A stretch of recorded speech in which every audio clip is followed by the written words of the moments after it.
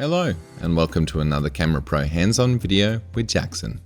We're lucky to get our hands on the Fujifilm X-H2S thanks to Fujifilm Australia. We're excited to see this camera in action thanks to the many notable features, including a new sensor and processor which we're able to test both photos and videos in difficult low light conditions at a boxing gym.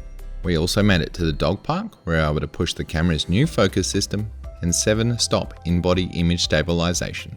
Come venture with me as I share my thoughts.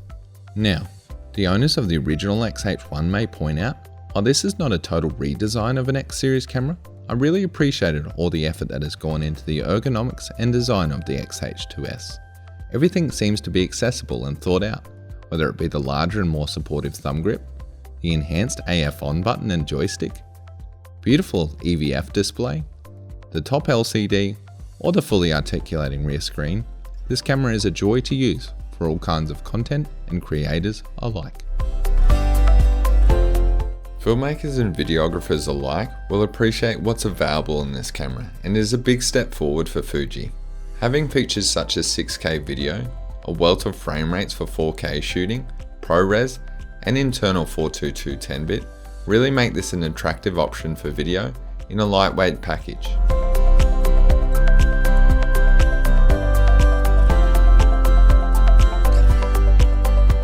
The following series of images were shot at a minimum of 6400 ISO, giving me the chance to fully test the Stax sensor's low light capabilities, and I came away really impressed with the lack of noise and color accuracy.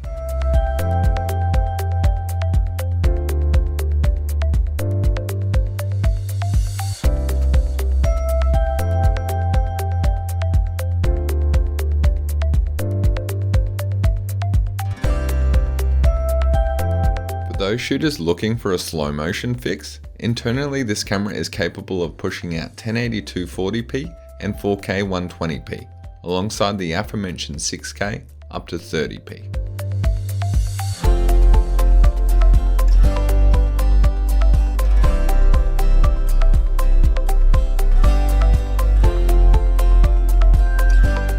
Alongside the overhaul of the autofocus, Fuji has also gone one step further with this camera and has added an impressive array of object tracking modes. I coupled this with the class-leading 40 frames per second when having some fun at the dog park.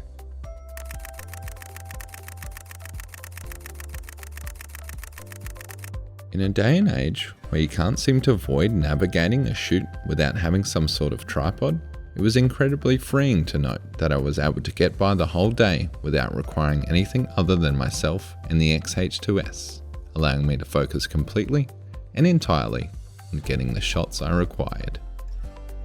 Thanks for tuning in to hear our thoughts on the Fuji X-H2S. Don't forget to like, subscribe, and click the bell icon to stay updated on all things CameraPro.